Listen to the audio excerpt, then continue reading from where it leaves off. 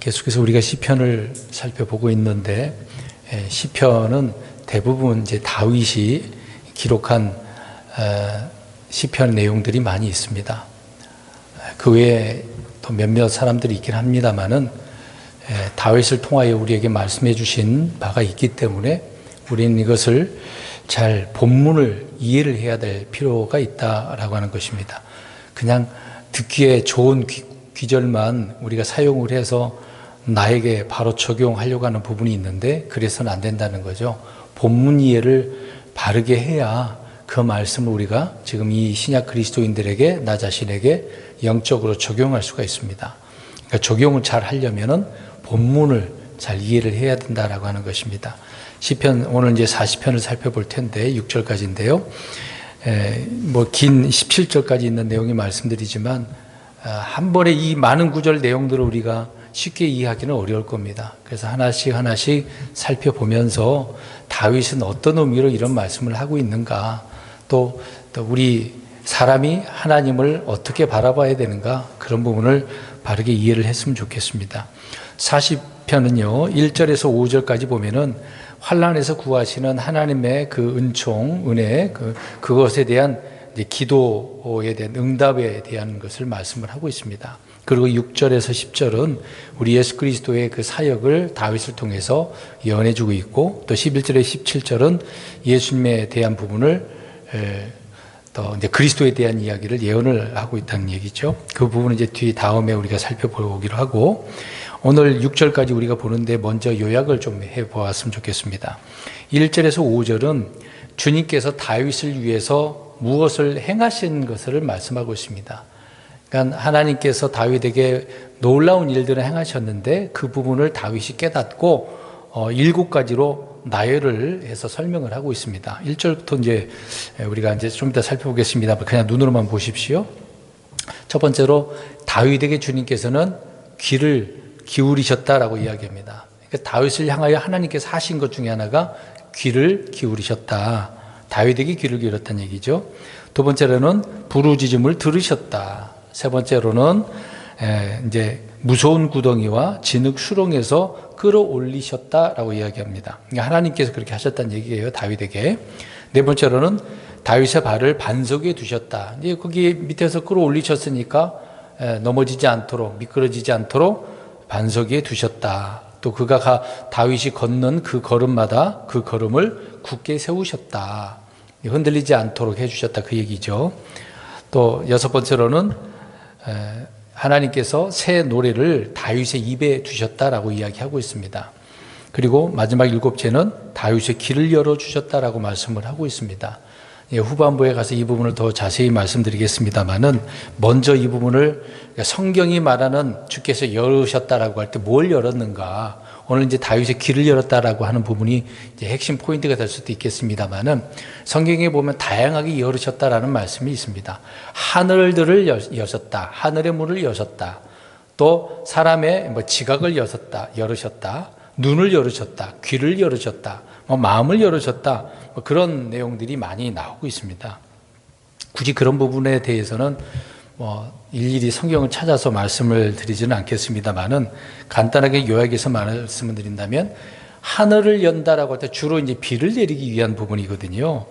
때로는 비뿐만 아니라 눈도 내리시기도 하고 우박도 내리시지 않습니까? 번개 같은 경우에도 또 불도 하나님께 내리셔서 태워버리는, 심판하시는 그런 분도 있는 거죠. 또 양식 만나도 내리셨으니까 또 복을 내린다라고 하는 그런 의미도 있고, 그러니까 하늘을 열 때 주님께서 다양한 것들로 뭔가 부어주시는 것들이 있다. 물론 좋은 것과 이제 심판에 대한 이제 부정적인 그런 면도 있겠죠. 그리고 이제 사람의 눈을 열어줬다라고 할 때, 눈을 왜 열겠습니까? 뭔가를 보게 하려고. 눈은 보는 역할을 하는 거니까. 사실상 우리는 우리 육신적인 눈이지만 육신적인 것밖에 볼 수밖에 없잖아요. 영적인 것은 사람의 눈으로 볼 수 없지 않겠습니까? 그러니까 뭔가 보게 하는 거. 그러니까 눈에 보이지 않는 것을 보게 하는 것들이 있습니다. 그리고 우리가 알다시피 주님께서 발람의 눈을 열어주시니까 또 여러 가지 주의 천사도 보게 하지 않습니까? 타고 가고 있는 그런 과정 속에 그 이야기 알 수 있잖아요. 그리고 엘리사의 종 게하시의 눈도 열어서 불말과 불병거를 보게 했다. 이걸 쉽게 볼 수 있습니까? 영적인 부분이니까요. 이건 볼 수 없는 거잖아요. 하나님 그렇게 눈을 열어서 뭔가를 보게 해주신 거다. 뭐 신약에 와서 여러 가지 뭐 주님께 사람은 눈을 열어주신 이유가 또 있겠죠. 소경에 눈을 열어주셔서 주님을 보게 하는 거. 이제 소경은 눈을 이제 보게 돼서 다 세상의 어떤 것들을 사람을 보고 뭐 그런 걸 보고 싶은 마음이 있었겠죠. 근데 주님은 자신을 보게 하려고 하는 그런 부분도 있다라는 것입니다. 또 귀를 연다라고 할 때는 뭔가 하나님께서 말씀하시는 거잖아요. 훈계하실 때 말씀하시 듣고 이제 그 말씀대로 살려고 귀를 열어주신 분도 있습니다. 또 지각을 열어준다라고 할 때는 그 뭔가 깨닫게 하려고 하는 부분인 거잖아요. 우리 흔히 이제 기도할 때 하나님 지각을 열어주셔서 주님의 말씀들을 깨닫게 해달라고 이런 기도를 우리는 자주 하는 부분도 있습니다. 그러니까 하나님께서 뭔가 열어주시기를 우리는 구해야 된다는 얘기죠. 근데 오늘 다윗에 뭘 열어줬다? 6절 부분에 귀들을 열어줘. 이제 귀가 하나는 아니잖아요. 두 개잖아요. 귀들이라고 표현하고 있죠. 그 외에 이제 뭐 누가복음 24장 32절에도 보면 성경 기록들을 열어줬다라는 말이 있습니다. 사실 이건 좀 희한하잖아요. 기록들을 열어줬다? 기록된 말씀들을 이해하고 깨닫게 해줬다. 이제 그런 의미가 되는 부분이 되겠죠. 또 입을 열어줬다는 말은 뭘까요? 입을 열어서 뭘 하려고? 뭐 찬양뿐만 있겠습니까? 찬양만 있까요? 주님이 어떤 분인가를 선포하는 거. 이게 십자가와 부활을 우리는 선포하는 거 아니겠습니까? 그러니까 뭔가 열어주셔서 뭔가 하게, 뭐 보거나 듣거나 깨닫거나 말할 수 있도록 하는 거다. 그 외에 이제 문도 열어주시는데 믿음의 문, 복음의 문, 말씀의 문 이렇게 열어준다. 문은 누가 열고 닫습니까? 주님이. 예, 그 문의 열쇠는 누가 갖고 계시죠? 주님이. 다윗의 열쇠라고 하잖아요. 그러니까 주님은 지옥의 문도 열쇠도 갖고 계시잖아요. 그러니까 문은 주님이 열고 닫는 거예요. 사람이 하는 거 아닙니다. 그 부분을 성경은 말씀을 하고 있습니다. 그래서 하나님은 다양하게 이렇게 열어준다라고 하는 의미가 있는데 오늘은 귀들을 열어줬다. 이제 그 부분을 뒤에서 우리가 살펴보려고 합니다. 1절부터 우리 보겠습니다. 40편 1절. 내가 끈기 있게 주를 기다렸더니 그분께서 내게 귀를 기울이사 내 부르짖음을 들으셨도다. 이 부분은 예전에 계속해서 반복적으로 나오는 부분이 되기 때문에 말씀을 자주 드렸었습니다. 자, 우리 이제 생각해 보겠습니다. 다윗의 인생을 살펴보면 정말 평안하고 행복하고 막 은혜가 넘치고 그랬습니까? 그러지 않았죠. 대부분 고난이었어요. 거의 고난이었습니다. 그러니까 그런 고난 중에 다윗은 항상 주님을 신뢰했다라고 나오잖아요. 신뢰할 뿐만 아니라 소망도 두었잖아요. 그렇지만 그럼에도 불구하고 계속해서 이런 고통, 어떤 뭐 쓰라린 아픔, 이게 없어지지 않았습니다. 계속해서 있었던 거죠. 그러니까 열심히 그러면서도 기도를 했어요. 오늘 끈기 있게 기다렸다고 하잖아요. 뭘 했다고 하는 거죠? 뭘 하고서 기다리고 있는 거예요? 기도한 거잖아요. 근데 사실상 기도하면 바로 응답이 됩니까? 그러진 않아요. 바로바로 이렇게 응답이 된다는 거는 뭐 특별한 경우 외에는 그렇게 금방금방 응답은 되지는 않습니다. 여러분, 아무튼 기도할 때 그러면 필요한 것은 무엇이 있겠어요? 우리가 기도했어요. 그럼 어떻게 해야 돼요? 먼저, 기다리는 부분인데 먼저 뭐가 있어야 돼요? 믿음이 있어야지. 기도했으면 믿고 있어야죠. 뭔가 믿으니까 기도하는 거 아니겠습니까? 그럼 이제 믿은 후에 필요한 것은 오늘 일절에 말하고 있는 것처럼 끈기 있게 기다리는 거, 인내하는 거다라고 이야기를 하고 있습니다. 그러니까 자 보세요. 순서적으로 기도한단 말이죠. 그러니까 믿는 거죠. 그러니까 기도하는 것은 믿고 기다리는 거. 그러니까 믿으니까 이제 기다리는 거. 인내하고 있다. 이제 그 부분이 되는 것입니다. 그러니까 우리는 기도하면서 열심히 기도는 하지만 믿고 기다리고 있어야 되는 부분인데, 근데 그 기다림이 어떻습니까? 사람의 마음은 너무 조바심이 생기고 빨리 응답되기를 바라죠. 특히 한국 사람들 어떻습니까? 전 세계 사람들은 한국 사람이 어떤 사람들이라고 생각을 해요? 항상 입으로 빨리. 그러니까 기도도 빨리 응답되기를 원해요. 대부분 그렇습니다. 저도 마찬가지죠. 근데 빨리 응답을 안 하시니까 이제 답답하긴 합니다만은 아무튼 사람들은 그렇게 기다려요. 근데 내가 원하는 때에 내가 원하는 방식으로 그렇게 되기를, 응답되기를 바라긴 하잖아요. 근데 그러지만 그런 일은 거의 없다. 왜 그럴까요? 주님은 언제나 자신의 때에 주님의 방식으로 응답을 하신다는 게 중요한 것이다라는 것이죠. 근데 우리는 주님의 방식보다는 내 방식대로, 내가 원하는 대로 해달라고 하는 경우가 너무도 많습니다. 이제 그런 마음을 가지고, 그런 믿음을 가지고 기다린다면 응답이 되겠습니까? 안 되는 거죠. 하나님 그런 방법이 아닌데도 불구하고 사람들은 그렇습니다. 근데 대부분 내가 원하는 대로 하나님이 응답했다라는 말들이 많이 있잖아요. 근데 그거 조심하게 잘 생각해 봐야 돼요. 물론 하나님이 그렇게 하실 수도 있습니다. 그러나 좀 조심스럽게 생각을 해야 돼요. 하나님은 내가 원하는 대로 반드시 그렇게 하실 분은 아니거든요. 아무튼 드렸습니다만 믿음으로 우리가 구한 후에는 인내로 주님을 기다려야 된다. 주님의 때에 그게 가장 완벽하니까. 그래서 욥처럼 기다려야 돼요. 인내의 본을 가지고 기다려야 된다. 이게 농부가 씨앗을 뿌리고 물도 주고 뭐 여러 가지 가지치기도 하고 뽑기도 하고 그러지 않습니까? 왜 그런 일을 하겠어요, 농부가? 뭘 얻으려고? 열매를 이제 얻으려고 하는 거죠. 그럼 열매를 얻으려면은 그 다음, 오늘 이제 씨를 뿌리면 그 다음 날 내일 열매가 있나요? 그러진 않잖아요. 그 수확하는 때가 있는 거잖아요. 몇 개월 걸린다, 3개월이든 6개월이든 걸리는 것 아니겠습니까? 특히 나무 같은 경우에는 몇 년을 기다려야 되는 부분이잖아요. 올해 심으면 내년에? 아니야, 그렇지는 않습니다. 몇 년 기다려야 돼요. 그래서 끈기 있게 기다려야 된다라고 하는 것입니다. 그러니까 주님의 때, 주님의 시간을 기다리는 거다라고 하는 거겠죠.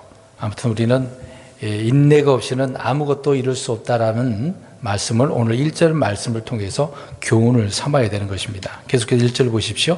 그분께서 내게 뭘 기울이셨어요?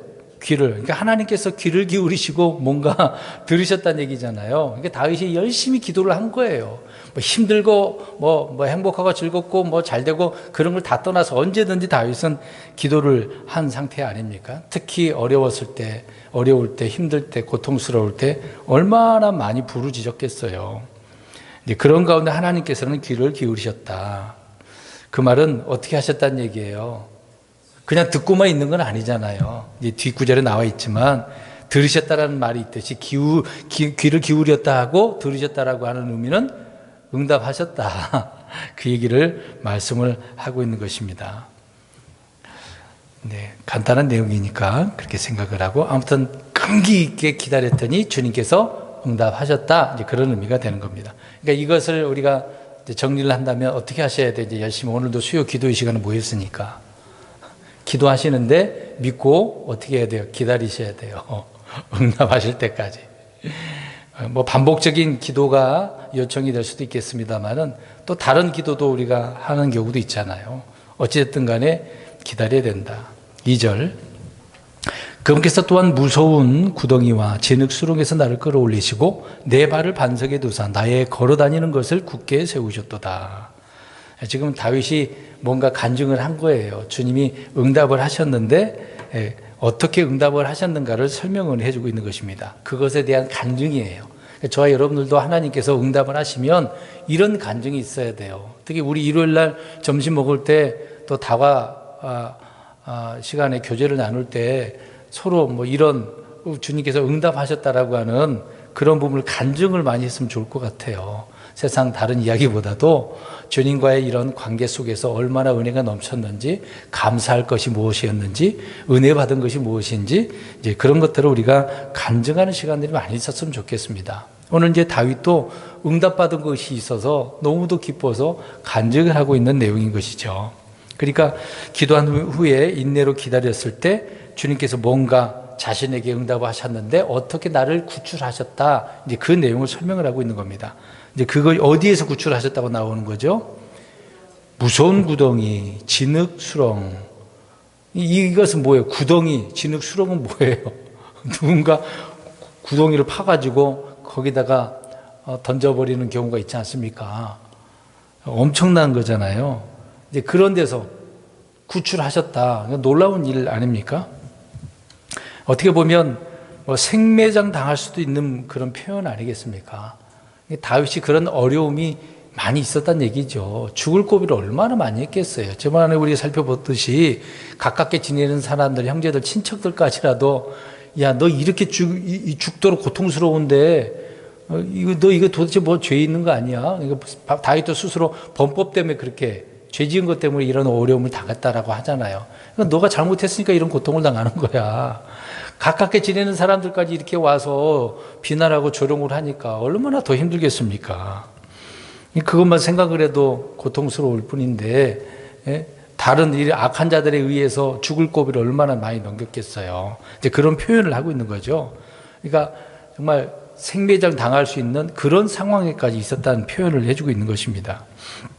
그러니까 얼마나 극심한 고통을 알았는지를 거의 죽을 뻔한 상태의 표현을 이렇게 해주고 있는 것이죠. 그래서 무서운 구덩이, 진흙, 수렁 이렇게 표현하고 있습니다. 이런 데에 사람이나 짐승이 빠지면 죽을 수밖에 없어요. 살려면 어떻게 해야 됩니까? 이런 데서 살려면 어떻게 해야 돼요? 기도해요. 그러니까 누군가는 와서 어떻게 해줘야 돼요? 거기 빠진 사람. 건져줘야죠. 뭘 밧줄을 던져줘도 나무를 거기다 해주는 도움을 줘야 되는 거 아닙니까? 그러니까 외부의 도움이 필요하다 그 얘기를 하고 있는 거죠. 근데 다윗은 지금 내가 이런 상태였는데 누가 나를 구출해줬다. 주님이 하셨다. 주님이 도와주셨다. 사람도 아니고 주님이 도와줬다. 그 얘기를 간증을 하고 있는 거예요. 나를 끌어올리신 분은 하나님밖에 없다. 하나님이었다라고 이야기를 하고 있는 겁니다. 그래서 거기서 이제 끌어올린 것뿐만 아니라 다윗의 발을 어디에? 반석에 두시고 나아가는 것마다 굳게 세우셨다. 그렇게 다윗을 괴롭히고 죽이려고 했습니다마는 하나님이 건져주시고 책임져주고 보호해주시고 인도해주시니까 그 누구도 다윗을 해칠 수가 없었다. 그 얘기를 하고 있는 거죠. 이런 간증, 이게 죽었다가 살아나는 경우가 될 수도 있는 것인데 이런 어려움에서 구출해 주신 주님을 간증하고 찬양하고 있는 내용이죠. 그러니까 뭐 반석 위에 있으니 흔들리지도 않을 것이고 미끄럽지도 않을 것이고 굳건히 서 있을 수밖에 없겠죠. 걸어가도 피곤치 않고 뛰어가도 피곤치 아니하는 정말 힘차게 나아갈 수 있는 그런 상태를 표현하고 있는 것이죠. 여러분 우리 생각해 보세요. 함정에 빠져 있다가 걸려서 사냥꾼의 올무라든지 가다가 어떤 뭐 끈이라든지 철책기 같은 게 걸려져 있는 짐승들 보잖아요. 그런 짐승들을 우리가 구출해 주면 어떨까요? 그 다음에 어떻게 합니까? 짐승이 구원받았으니까 자유롭게 숲으로 어떻게 해요? 막 뛰어가잖아요. 얼마나 살아났으니까 기쁘겠습니까? 아유, 죽다 살았네. 속으로 뭐 어떤 생각인지 모르지만 그런 상태. 종종 이제 유튜브에 보면 동물왕국을 많이 보거든요. 이제 그런 짐승들이 있어요. 근데 사람들이 도와줘가지고 살아나는 경우가 있는데 이제 살아나니까 막 도망가더라고요. 숲으로 도망가는 그런 장면들을 많이 봤습니다. 그런 상태라고 보시면 돼요. 다윗이 그렇게 죽다 살아났다. 그 얘기를 하고 있는 것입니다. 3절. 또 그분께서 새 노래로 곧 우리 하나님께 드릴 찬양을 내 입에 두셨으니 많은 사람이 그것을 보고 두려워하여 주를 신뢰하리로다. 우리가 알다시피 다윗은 시도 잘 쓴 사람이고 노래도 잘하고 또 악기도 연주도 얼마나 잘하는 사람입니까? 심지어 악기를 이제 연주를 하고 노래를 부르면 악령이 어떻게 됐습니까? 사울에게 들어간 악령이요? 떠났어요. 찬양의 능력이죠. 엄청난 능력입니다. 다윗은 이제 그런 사람이었단 말입니다. 그래서 그런 다윗이 새 노래를 만들어서 연주하고 성경 이제 시편에도 그런 게 많잖아요. 그래서 악장에게 주었다라는 말이 있잖아요. 야, 이런 시 곡조 너가 이렇게 잘 연주해봐. 이제 그러기도 하지 않습니까? 근데 오늘 여기 3절 보니까 어떤 상태예요? 다윗이 그렇게 한 겁니까? 잘 보세요. 주님께서 다윗의 입에다가 찬양할 수 있도록 뭘 주신 거예요? 앞에 새 노래. 다윗이 노래 이렇게 작곡을 한 게 아니란 얘기예요. 하나님께서 노래할 수 있도록 새 노래를, 곡을 주신 거죠. 가사도 주시고 곡도 주시고 연주할 수 있도록 해 주신 것이다 라고 이야기를 하고 있는 것입니다. 그렇게 생각해 보세요. 사람이 노래 이렇게 만들어서 부르는 것은 아무것도 아니라는 얘기죠. 하나님께서 주시는 새 노래, 놀라운 부분 아닙니까? 그래서 그런 내용들이 다 대부분 시편에 있는 내용이잖아요.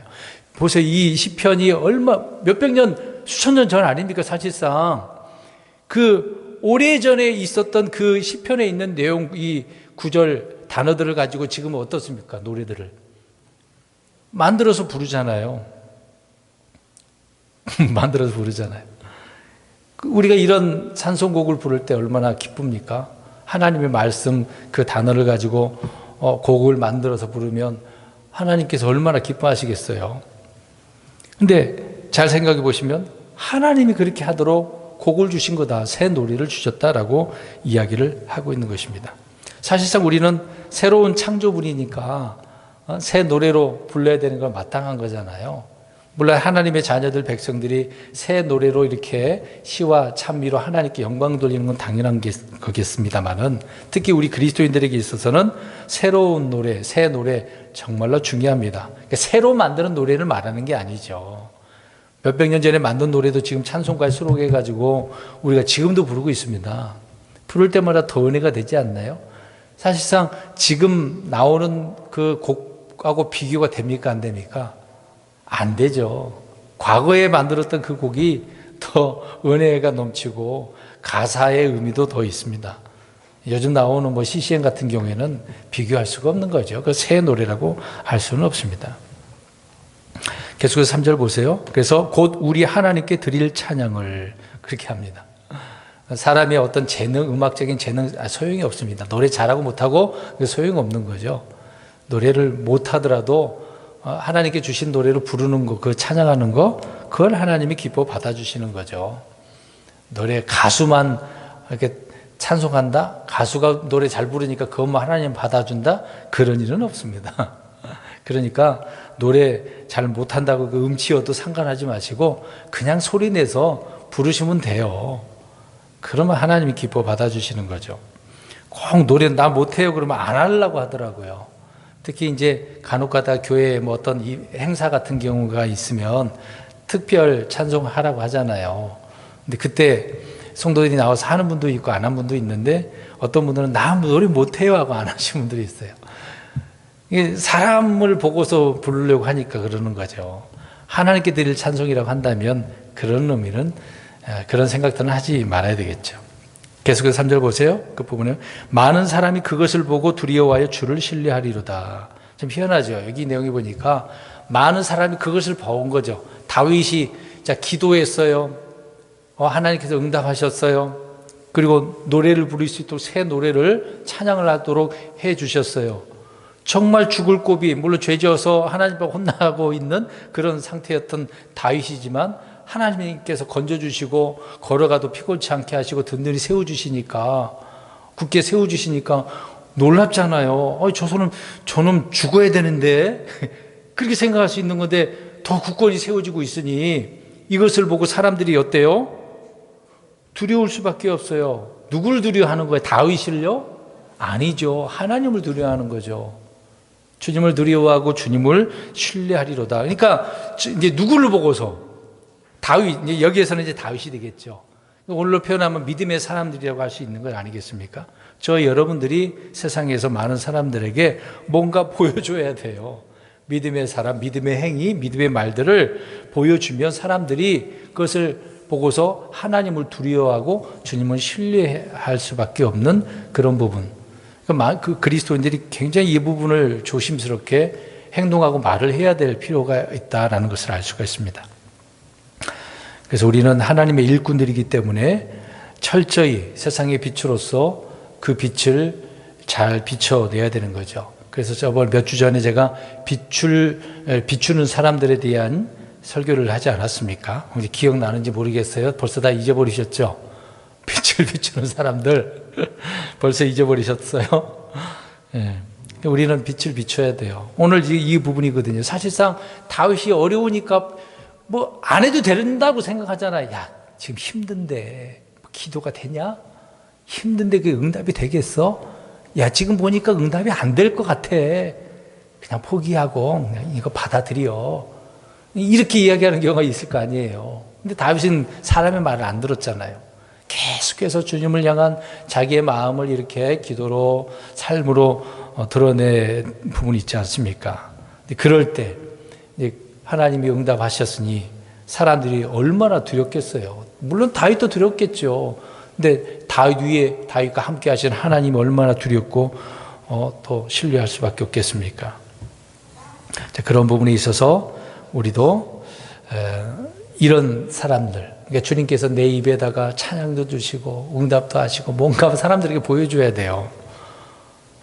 그러니까 저 사람이 그리스도인이구나, 하나님이 함께하는 사람이구나 보여줘야 된다니까요. 근데 늘 같이 하는데 그리스도인에서 뭐가 드러나지 않아. 뭐 말하는 거, 행동하는 거 의미가 없어.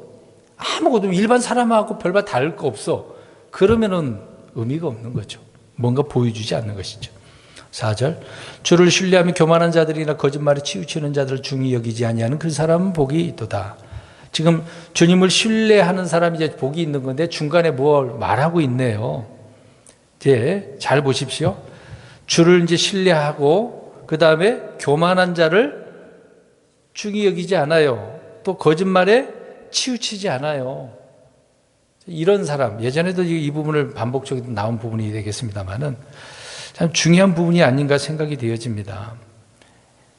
교만한 사람, 거짓말하는 사람 얼마나 많겠어요. 그 말은 많은 사람들이 이런 말에 흔들리는 거죠. 듣다 보면은 진짜 그럴 것 같고, 막 욕심에 이끌리다 보면은 잘못된 것인데도 불구하고 따라가는 경우가 굉장히 많아요.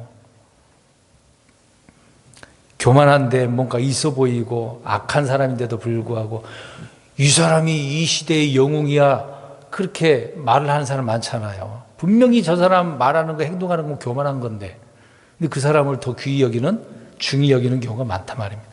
그러니까 이런 이 악한 시대의 악한 자들을 귀중히 여기거나 중이거나 여겨서는 안 된다 그 얘기를 하고 있는 것입니다. 그러지 않는 사람이 복이 있다. 뭐 어려운 부분은 아닙니다. 이 의미는요.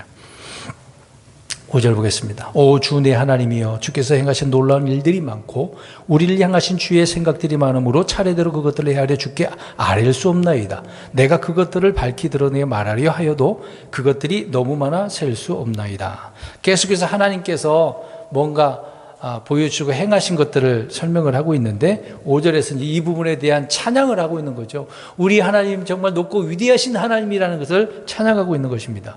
자, 잘 생각해 보세요. 하나님이 하신 일들을 깊이 한번 생각해 보세요. 나름대로 여기 계시면 나름대로 하나님 무엇을 하셨습니까? 하나님 무엇을 하셨어요? 없어요? 하나님 하신 거 없으세요? 자, 창세기부터 생각해 보겠습니다. 창세기 1장부터 생각해 보겠습니다. 어떻게 하셨어요? 뭐 하셨어요? 이제 이 부분 이렇게 하늘과 땅을 창조하셨어요. 그리고 6일 동안 또 창조하신 거, 이 창조하신 거 하나님의 행하신 것이 있어요. 또 그것만 하셨나요?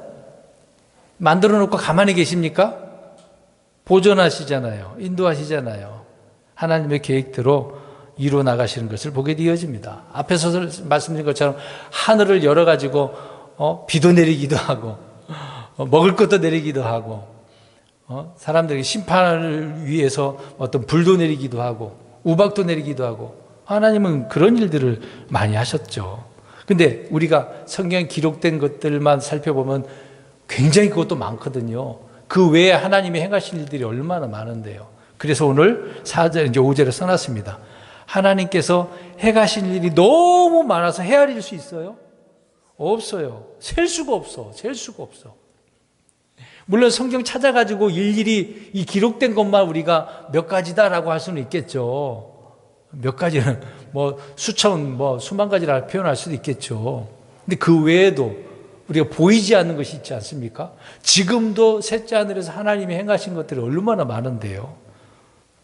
너무 더 크고 놀랍죠. 셀 수도 없어요. 상상 초월하는 거죠. 우리 독생자이신 예수 그리스도를 보내는 거, 이게 누가 감히 할 수 있겠습니까? 사람을 구원하기 위해서 자신의 하나밖에 없는 맏아들을, 독생자를 어디에다가? 십자가에다 그냥 거기에 매달려 있게만 했나요? 죽게 하는 거. 이게 누가 죽여야 자기 아들을 살리려고 하지. 셀 수도 없는 거죠. 그래서 사도 요한이 요한복음 끝부분에도 너무 많아서 셀 수가 없다. 물론 과장법 좀 그런 표현한 부분들이 되게 말할 수도 있겠습니다만은 너무도 많아요. 셀 수가 없어요. 또 하나 생각해 보세요. 계속해서 보세요. 주님의 생각들을 한번 보세요. 주님의 생각들이 너무도 많대요. 근데 저와 여러분들의 생각은 어떻습니까? 지극히 제한적이죠. 지금 말하라고 그러면 다 생각한 거 말 못하실걸요? 하나님의 그 생각이 너무도 많대요. 주의 생각이 많아요.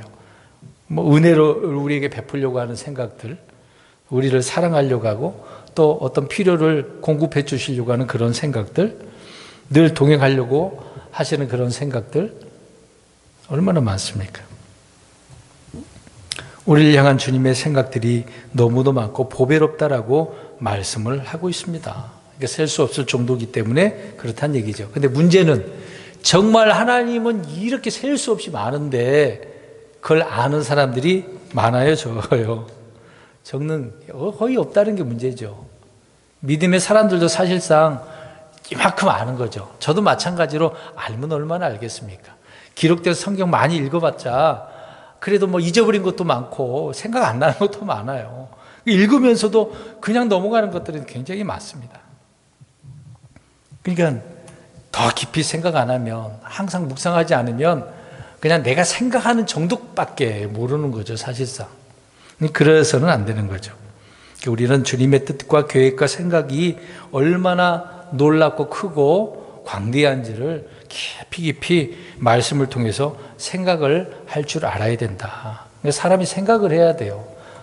생각이 없으면 이게 사람이라고 할 수 없는 거거든요. 그냥 본능적으로 살아가는 짐승에 불과한 건 아니겠습니까? 생각하라고 우리에게 생각을 주셨는데, 생각 중에 생각이 뭐죠? 생각 중에 생각. 노래 중에 노래는 아가잖아요. 생각 중에 생각은 사상이라고 하는 겁니다. 사상. 생각하는 것. 그걸 이제 사상이라고 표현합니다. 하나님 우리를 생각하라고 이게 뇌라고 하는 구조를 주신 거 아닙니까? 미가서 4장 12절에 보면 그들은 주의 생각들을 알지 못하며 그의 계획을 깨닫지 못하느니라 라고 이야기합니다. 1차적으로 이스라엘 백성들이잖아요. 하나님의 생각이 얼마나 놀라운지, 그러니까 이스라엘 백성들을 향한 하나님의 생각들, 계획들이 있는 거잖아요. 근데 그걸 알고 싶지도 않아. 알고 싶은 것은 우상의 것들, 세상의 것들, 육신적인 것들만 이스라엘 백성들이 알고 싶어 한 거잖아요. 지금 그들은 이 현실적인 부분이 있기 때문에, 육신적인 부분이 있기 때문에 그렇겠습니다. 그럼 이것을 우리에게 가져와서 생각해 보면 어떻습니까? 저 여러분들은 어떤 것들에 더 깊은 관심과 생각들을 하고 있습니까? 주님의 것이어야 됩니다. 이사야 59장 7절에 보면 사람들의 생각은 대부분 헛된 생각이고 불법의 생각이라고 말씀을 하고 있습니다. 저희 여러분들도 많은 부분에 있어서 이런 부분일 거예요. 그러나 오늘 이 말씀을 잘 생각해 볼 때 하나님의 생각들, 하나님의 계획들, 하신 일들 너무도 셀 수 없고 크기 때문에 이런 부분을 더 우리 깊게 생각하자라고 하는 것입니다. 다윗은 이 부분을 지금 찬양하면서 주님을 높이고 있는 것이죠. 이게 경험한 거예요. 그러니까 경험한 사람만 이렇게 찬양할 수 있는 것입니다. 하나님을 경험하지 못하고 그냥 어렴풋이 지식적으로만 알고 있는 사람들은 이런 찬양이 안 나오는 거죠. 사실상 우리 찬송가 주님의 높고 위대하심을 그냥 그 은율에 따라 가사에 따라 부르긴 하지만 이런 부분이 있어서 깊이 생각하고 깨달았다고 한 다음에 그 찬양은 막 절로 나오고 기쁠걸요. 그냥 우리 찬양 부를 때 저는 자주 보잖아요. 앞에서 보니까 다 보이잖아요. 그냥 매가리 없이 부르는 분들이 굉장히 많아요. 어디 아프신가?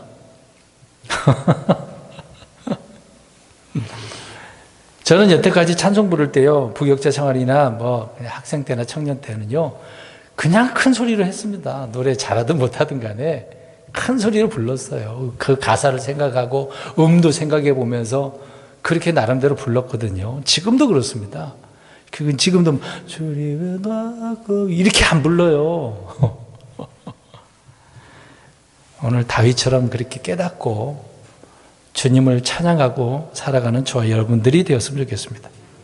6절 마지막 절, 희생물과 헌물은 주께서 원치 아니하셨나이다. 내 귀들을 주께서 여섰고 번제 헌물과 죄 헌물은 주께서 요구하지 아니하셨나이다. 오늘 이 6절을 보면은 좀 이상하다라고 하는 생각이 들 수도 있어요. 좀 특이한 그런 내용의 말씀인데 뭐냐면 우리 이제 레위기서를 가서 보면 레위기서는 주로 하나님을 이제 거룩에 대한 이야기인데 하나님께 어떻게 제사를 헌물을 드릴까 어떻게 해야 되는가라는 것이 이제 주제가 아닙니까? 근데 지금 율법적으로 보면 여기 보니까 희생물과 헌물을 하나님께 어떻게 해야 돼요? 드려야 돼요. 근데 지금 어떻게 말하고 있습니까? 주께서 원치 않는다? 그럼 이 의미를 알아야 되잖아요. 그래서 처음에 제가 이게 시편의 본문을 이해를 해야 된다고요. 그러면 하나님은 분명히 희생물과 헌물을 받으시는 분인데 이스라엘 백성들을 통해서 우리 그리스도는 이건 아니잖아요. 아무튼 희생물과 헌물을 받으시는데 안 받으신다? 원치 않는다? 그러면 이 부분에 대한 의미를 우리가 이해를 해야 되는 거 아닙니까? 왜 이런 표현을 다윗은 하고 있을까? 그러면 몇 가지 설명드리겠습니다. 이제 몇 가지 말씀드릴 테니까 들으면서 오늘 다윗은 어떤 의미로 주께서 하나님께서 원치 않았는가 그 의미를 한번 생각해 보시기 바랍니다. 첫 번째로 하나님께서 원치 않는 것이 있는데 그게 뭐냐면 헛된 희생물과 헛된 봉헌물을 하나님은 원치 않으신다라고 이야기합니다. 몇 가지 종류를 말씀드리는 거예요. 그러니까 율법에 더 중대한 믿음이 있어야 되고 공의도 있어야 되고 궁율도 있어야 되고 사랑도 있어야 돼. 이런 것들로 하나님께 희생물도 봉헌물도 가져와서 드려야 돼요. 근데 그런 마음이 없으면은 하나님이 원치 않아 안 받아주셔요. 그 이사야 1장에 나와 있는 것처럼 마당만 밟고 다니는 사람이 이스라엘 백성들이 있었거든요. 그러니까 아예 그들이 해도 안 받아주신다는 얘기거든요. 믿음도 없어. 사랑도 없어. 주님이 뭔지도 몰라. 그냥 형식적으로 그런 거 안 받겠다. 너희들이 그거 갖고 온 거 뭐가 대단하다고 하나님이 그거 가져왔냐? 그러시겠어요? 그럼 이걸로 이제 생각해 보겠습니다. 이걸로 이제 신약 그리스도. 우리가 이제 일요일 날 이제 헌금 봉헌 하잖아요. 그러면 그것도 어떤 마음으로 하나님 앞에 드립니까? 그게 기본적이어야 되잖아요. 근데 일요일이니까 그냥 가야 돼서 그냥 빈손으로 갈 수 없어서 뭐 형편이 어려우면 어려움도 하면 되는 거잖아요. 근데 그렇게 하면서 믿음으로 감사해서 주님의 은혜에 합당한 예물을 드리는 것이 마땅하니까 우리가 그래서 헌금도 나름대로 준비해서 하는 거 아닙니까? 근데 이스라엘 백성들은 이 헛된 희생물, 헛된 봉헌물, 그러니까 하나님이 안 받아들이신다, 원치 않는다라고 이야기합니다. 자, 이 부분 잘 생각해 두세요. 첫 번째, 헛된 걸 안 받는다. 두 번째로, 반드시 사형에 처하도록 규정된 죄들은 하나님이 희생물과 헌물을 안 받으신대요. 자, 그럼 이 사형에 처한 죄들이 뭘까요? 반드시 이거는 죽어야 돼. 라고 하는 그런 죄들이 있단 말이죠. 뭐죠? 뭐가 있을까요? 네? 성경 보도네. 자, 다윗이 지은 죄와 불법이 되겠죠. 그럼 그걸 생각해 보겠습니다. 다윗이 지은 죄와 불법은 뭘까요? 네, 뭐 살인도 있고 간음도 있고 이런 것은 반드시 죽어야 돼요. 그런 죄죠. 시편 51편 16절에 주께서는 희생물을 원치 아니하시나니 그렇지 아니하면 내가 그것을 드렸나이다. 주께서는 번제 헌물을 기뻐하지 아니하시나이다.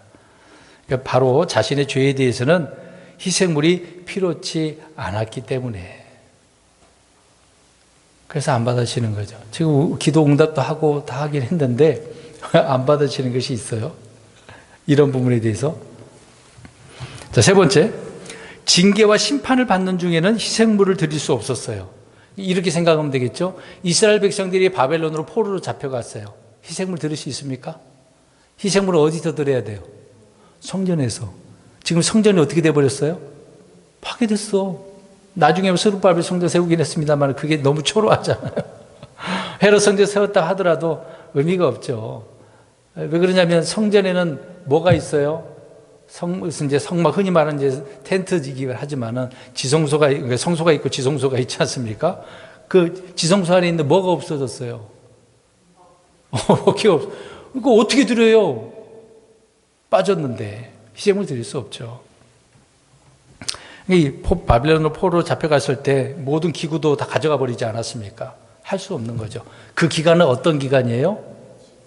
심판과 징계의 기간이기 때문에. 그러니까 다윗도 징계의 기간에는 희생물을 하나님이 원치 않으신 거예요. 드릴 수 없는 거죠. 그거를 말씀하고 있는 겁니다. 그 다음에 네 번째로는 시간과 관계에서 넘어가고, 네 번째로는 이제 이 신약적인 의미가 됩니다. 하나님이 주신 완전한 희생물을 대신에 우리 예수 그리스도의 몸, 주님께서 그 몸을 어떻게 하셨습니까? 자신을 십자가에다가 희생물로 내어주셨잖아요. 그래서 피를 흘리셨어요? 안 흘리셨어요? 흘리셨잖아요. 다 쏟으신 거 아닙니까? 그러니까 이제 완전한 희생물을 주님께 드리셨으니까 우리 그리스도인들의 입장에서는 하나님께서 희생물을 받을 필요가 없죠. 누가 다 드리셨으니까. 예수님이. 그러니까 이 부분은 오늘 본문하고는 상관은 없는 부분이 되겠습니다만은 아무튼 이런 면에 있어서 하나님이 원치 않는 것이 있다는 얘기죠. 그러면 앞에 이제 총 네 가지를 말씀드렸으니까 뭐예요? 다윗에게 있어서 아까 사형에 처하도록 규정된 죄, 그리고 심판과 징계에 있는 그 부분. 그러니까 그런 부분은 하나님이 안 받으시는 거죠. 아무리 기도 응답되고, 기도 응답되면 하나님 앞에 보답해야 되는 거 아닙니까? 사실상 그렇잖아요. 이스라엘 백성들이라면 그렇게 해야 돼요. 근데 지금 그렇게 할 수 있어요, 없어요? 아무리 하고 싶어도 못 하는 거죠. 다 끝나고 난 다음에 다른 걸 해야죠. 그러면 마지막 그 6절 끝부분 보시기 바랍니다. 주께서 내 귀들을 여셨고 라고 이야기합니다. 사실 이 귀는 우리가 여러 가지 많은 세상의 것들을, 세상의 소리, 사람의 소리를 듣지 않습니까? 근데 오늘 누구의 음성, 누구의 말씀? 사실상 사람들은 많은 세상의 걸 듣긴 듣지만 누구의 음성을 못 듣고 있어요. 주님의 음성을 못 듣고 있잖아요. 그게 얼마나 이게 큰 심각한 문제겠어요. 죄를 지으면 주님이 또 그 교제하는 것도 단절될 수도 있으니까 말씀 안 하시면 못 듣는 거 아닙니까? 근데 귀를 열어주셨네요. 뭔가 열어주셨어. 앞에서 말씀드린 것처럼. 뭐 경고하는 그런 음성도 말씀해 주는 바가 있겠죠. 예레미야 6장 10절에 내가 누구에게 말하며 경고를 주어야 그들이 듣겠느냐. 보라 그들의 귀가 할례받지 아니하였으므로 그들이 귀를 기울이지 못하는도다. 보라 주의 말이 그들에게 치욕거리가 되며 그들이 그것을 기뻐하지 아니하는도다. 그러니까 귀가 열리지 않았다라고 하는 말은 할례를 받지 않았다. 들을 수 없다는 얘기죠. 그래서 사도행전 7장에도 스데반이 언급하지 않습니까? 자기 백성들에게 쭉 말씀을 선포하면서 목이 뻣뻣하고 마음과 귀에 뭘 받지 않은 자들? 할례 받지 않은 자들. 이거 못 듣는 거예요. 못 듣는 거예요. 그래서 이게 여러 번 또 반복적인 부분이지만 뱀이 듣지 못한 이유가 있죠. 왜요? 없어요. 없어. 흔히 뭐 이렇게 뭐 영화 같은 데도 피리 부르면 이게 거기 망태에서 코브라가 올라가 춤추는 거 이렇게 보잖아요. 피리 소리 듣고 그런 줄 알았죠. 그냥 영 모양 보고 이렇게 움직인다고 하더라고요. 그래서 독사의 자식들아 라고 말을 하는 겁니다. 듣지 못했다는 얘기죠. 그러니까 마음이 뻣뻣하니까 교만하니까 안 듣는 거거든요. 아무리 이야기해도 못 들어요. 교만한 사람은. 자기밖에 생각하지 않은 사람은 그렇습니다. 그런 귀라 할지라도 주님께서 여시면 뭔가 듣겠죠. 교훈하시고 책망하시고 뭔가 말씀하시면 듣겠죠. 자, 우리 욥기서 마지막 찾아보진 않았습니다. 이 구절을 좀 찾아보겠습니다. 욥기서 33장 14절. 욥기서 33장 14절. 33장. 찾으셨어요? 14절 시작. 하나님은 한 번 말씀하시고 참으로 두 번 말씀하시되 사람이 그것을 깨닫지 못. 보세요. 한 번 말씀하시고 두 번 말씀하셔서 예전에 설교도 했었는데 뭐 꼭 두 번만 말씀하셨겠어요? 하나님이? 대언자들 통해서 얼마나 많은 말씀하셨어요. 그랬는데도 듣지 못하니까 깨닫지 못했던 거죠. 깨달으라고 전했는데 분명히 선포했으니까 들었지 않겠습니까? 근데 깨닫지 못한 거죠. 마지막 하나 더. 이사야 50장 4절. 이사야 50장 4절. 50장 4절 마지막 구절입니다. 시작. 주 하나님께서 학식 있는 자의 혀를 내게 주사 내가 피곤한 자에게 때에 맞는 말을 알 줄 알게 하시나니 그분께서 아침마다 일깨우시되 나의 귀를 일깨우사 학식 있는 자 같이 듣게 하시는도다. 깨닫게 해주시려고 자꾸 말씀하시는데 사람들은 깨달아요? 못 깨달아요? 못 깨달아요. 저마다 그냥 자신이 배운 것, 경험한 것 정도만 그러겠죠. 우리는 주님을 아는 지식, 하나님을 아는 지식, 성경을 아는 지식이 올바른 지식이 있어야 되는 것입니다. 그런데 믿는 자들에게만 열려져 있는 거죠. 믿지 않으면 닫혀져 있어. 귀도 닫히고 마음도 닫히고 눈도 닫혀요. 그래서 간혹 가다 기도하는 것이 이렇게 기도합니다. 주님 눈을 열어주셔서 주님을 보게 해주세요. 귀를 열어서 주님의 음성을 듣게 해서 친히 말하는 그런 음성이 아니라 말씀을 듣기 위해서 이제 깨닫게 해달라는 얘기죠. 그 다음에 마음을 열어서 주님의 말씀을 내 마음판에다가 잘 박힌 모처럼 박아주시고 새겨달라고. 그런 기도는 자주 합니다. 그러니까 하나님께서는 뭔가 열어주셔야만 한다는 거. 사람이 내가 열고 싶어서 안 되는 거예요. 안 되는 거. 근데 하나님이 여시면 듣게 되겠죠. 그래서 믿는 자에게만 열려 있는 겁니다. 들을 귀 있는 자는 들으라 라는 말이 왜 있겠습니까? 그래서 열린 귀, 할례받은 귀, 깨닫는 마음, 이게 중요한 것이죠. 그래서 다윗은 오늘 40편에 이런 부분에 대해서 하나님이 나에게 이렇게 해주셨다. 특별히 내 귀들을 열어주셨다. 뭔가 깨닫게 해주시는 것 들었다는 얘기가 되겠죠. 또 우리도 다윗처럼 이런 믿음의 선한 간증, 주님을 찬양하는 삶이 힘들고 어렵지만 고난 중에 있다 하더라도 이런 복된 삶이 되시기를 주의 이름으로 축원드리겠습니다.